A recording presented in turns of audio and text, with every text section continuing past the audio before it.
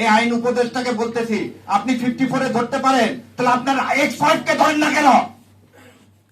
সে মৃত্যুদণ্ড ঘোষণা করতেছে আমাদের, আপনার কানে ঢোকে না?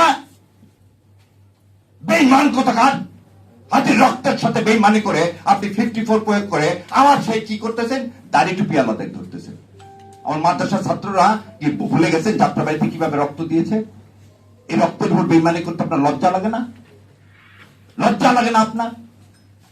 এবার আসেন, ধরে নিলাম তর্কের খাতিরে যে বাংলা এডিশনের প্রতিষ্ঠাতা কে? ইলিয়াস ভাই। ধরে নিলাম তিনি প্রভোগেট করছেন, তিনি করার জন্য এই বিল্ডিং ভেঙে দিছে কে?